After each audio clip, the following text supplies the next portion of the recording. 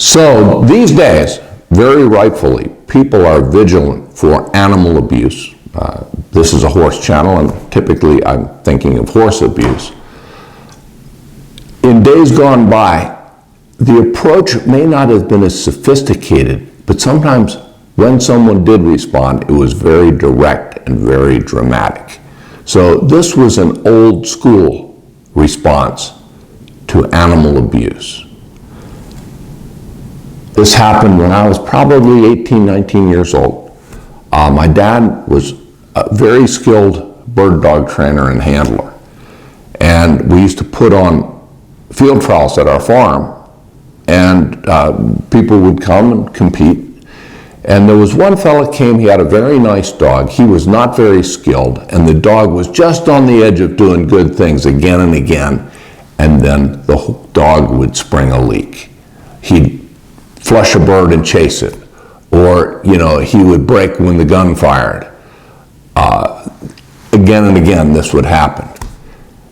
And this fella was clearly a bit frustrated. So he runs his dog and he comes into what we refer to as the bird field, where the birds that they were hunting would be planted after running on a back course to demonstrate the dog's hunting ability and their range and so forth.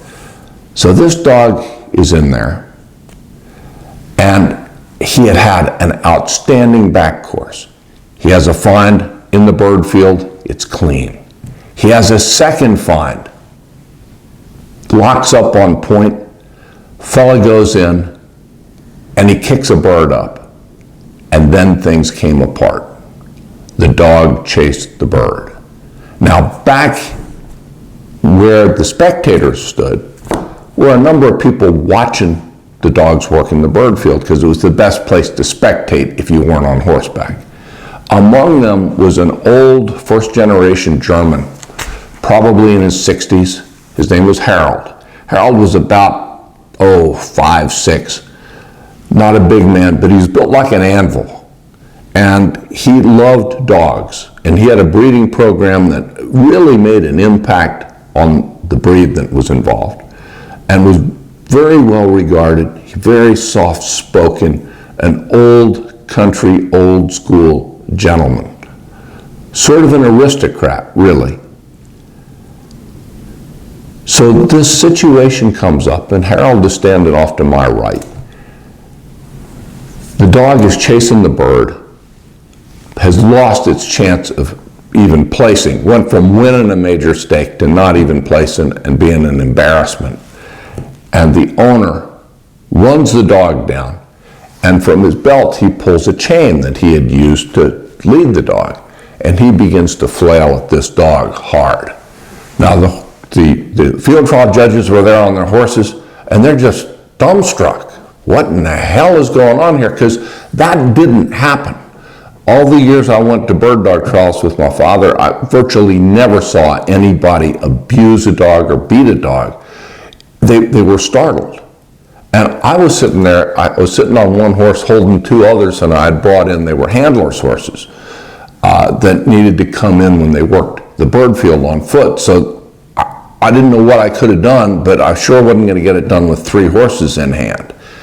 And as I'm pondering all of this, I hear a sound, and I can only say it sounded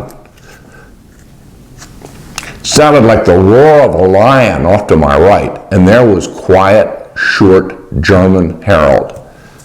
And he's running probably 100 yards, the length of a football field, through the bird field, directly at the guy lashing his dog. And that old man never slowed down. He rammed that other man like a battleship, and that guy was a foot taller almost.